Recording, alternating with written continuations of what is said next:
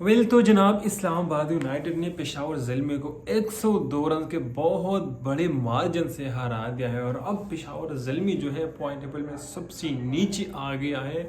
2 match खेले हैं, दोनों मुसलसल हारे हैं और सिर्फ हारे नहीं है, बहुत बुरी तरीके से हारे हैं, बहुत जलील होके हारे हैं, बहुत बड़े मार्जिन से हारे हैं। पहला मैच 80 रन से हारे थे और ये मैच 100+ रन से हारे हैं और हारे हैं बाबर आजम की वजह से। ये बात याद रखना, ये बाबर आजम की वजह से हारे हैं।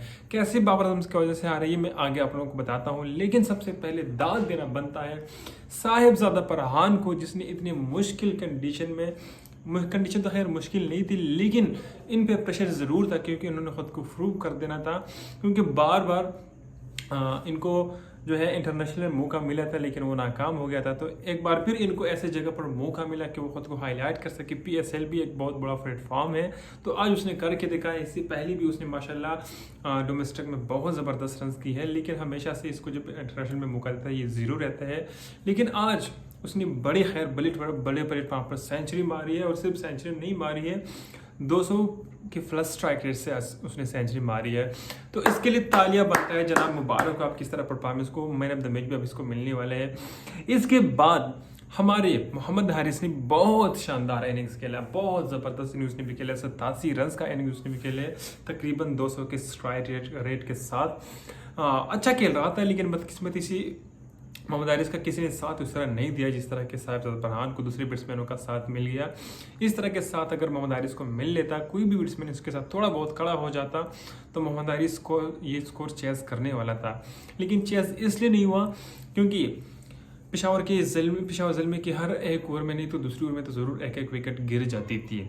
कुछ यही सीन हो गया पेशावर ज़ल्मी के साथ। सिर्फ मोहम्मद हारिस क्रीज पर खड़ा रहा पूरी इनिंग्स में, एक तरफ उसने संभाला हुआ था, लेकिन दूसरी तरफ से कोई भी बैट्समैन, चाहे आपके बाबर आजम हो, साइम अयूब हो, टॉम कूलर, किडमोर हो, हुसैन तलत हो, इतने बड़े बड़े आपके बैट्समैन है, सारे नाकाम हो गए। तो पेशावर ज़ल्मी की टीम को जब मैं देखता हूँ ना, ऑन द पेपर स्ट्रॉन्ग इतना बड़ा अच्छा टीम नहीं है। आप लाहौर कलंदर देखो, इस्लामाबाद यूनाइटेड देखो, इतने अच्छे अच्छे बैट्समैन हैं, सारे इन फॉर्म है। पेशावर ज़ल्मी के जितनी बल्लेबाज है सारे आउट ऑफ फॉर्म है। साइम अयूब अभी इंजरी से आया है, पहले मैच में तो खैर उसने 50 कर ली, लेकिन इसको मैं फॉर्म नहीं कहता, एक मैच के स्कोर को मैं फॉर्म नहीं कहता। बाबर आजम का कोई आजकल पता नहीं स्कोर करता है, कभी नहीं करता। ऐसा मोहम्मद हारिस भी है, खैर आज तो उसको तुक्का लग गया, उसका इनिंग्स लग गया, लेकिन मैं इसको कोई इनिंग्स नहीं कहता। तो पेशावर ज़ल्मी की जो सिलेक्शन है ना, बहुत मैं इसको नाकाम कहता हूँ।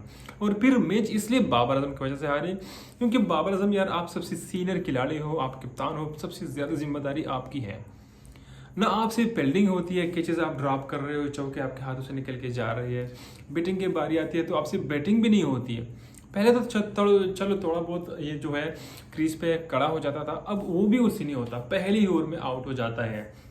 इससे पहले के मैच में मोहम्मद आमिर का शिकार हुई, जिसके बाद बहुत बड़ी कंट्रोवर्सी बनी। और आज एक नया पता नहीं एक गोरा बॉलर आया था, पहला ही मैच था आज उसका PSL में, पहला ही ओवर तो उसने बाबर आजम के विकेट हासिल कर ली। तो वो भी बहुत खुश होगा कि यार मैंने वर्ल्ड क्लास बैट्समैन के विकेट हासिल कर ली। लेकिन मैं तो इसको वर्ल्ड क्लास आजकल नहीं समझता, स्पेशली T20 के अंदर इसको पारी समझता हूँ। और अगर पेशावर ज़ल्मी आजकल नाकाम चल रहे हैं तो इसकी सबसे बड़ी वजह बाबर आजम है।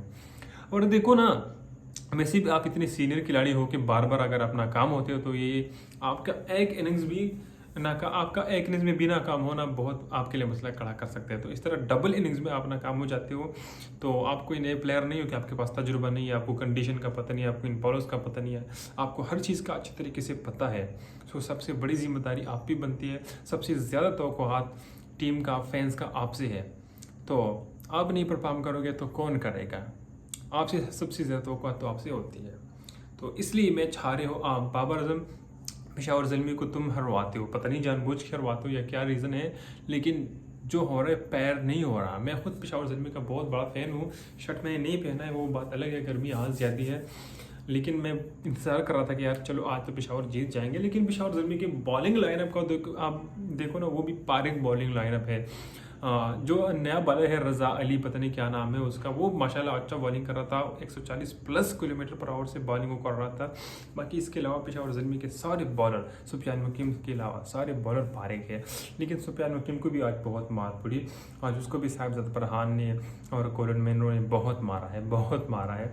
और इस्लामाबाद यूनाइटेड के बैट्समैन माशाल्लाह आज सारे बहुत अच्छे चल रहे थे, सारे पता नहीं इनको किसकी दुआ आज लगी थी, सारे बहुत अच्छे चल रहे थे। जो भी आता है 200 प्लस के स्ट्राइक रेट के साथ चक्के चौके मारती थी और किसी ने भी कोई खातिर नहीं किया, सब ने मारे। साहिबजादा फरहान, कोलिन मैनरो, एक नया इनका ओपनर है, सिर्फ वो कुछ नहीं कर सके, वो जल्दी आउट हो गया। इसके बाद सब ने मारे, सलमान अली खान ने मारा, आजम खान ने भी मारा, ठीक है, एंड तक जो अब फिर वो दो गोरे आखिर में खड़ी थी उन्होंने भी बहुत अच्छा मारा। तो पेशावर तो हारा वही से था, बॉलिंग में ही आ रहा था, क्योंकि 240 प्लस कहाँ चेज होता है यार, बहुत कोई तुक्का लग जाता है, कोई अनोखा वक़ा होता है तो फिर चेज होता है, अदरवाइज नहीं चेज होता। तो वैसे तो हारा पेशावर वही से था, लेकिन बैटिंग में आकर मजीद बुरी परफॉर्मेंस दी थी, बहुत घटिया परफॉर्मेंस दी थी। सबसे पहले बाबर आजम ने, फिर साइम अयूब ने। आज मोहम्मद आरिफ से हट कर पेशावर ज़ल्मी में किसी ने भी ऐसा नहीं दिखाया कि यार हम बैटिंग करने के लिए आए हैं और हम प्रोफेशनल क्रिकेटर हैं, ऐसा दिखा रहे थे जैसे किसी गली मोहल्ले की क्रिकेटर्स है। खैर मेरी तरफ से आज की वीडियो में इतना ही। बहुत गमज़दा हूँ, बहुत परेशान हूँ पेशावर के लिए। बाकी आप लोग भी अपना राय हमें कमेंट में दे सकते हैं और बाकी इंशाल्लाह मिलते हैं अगले वीडियो में।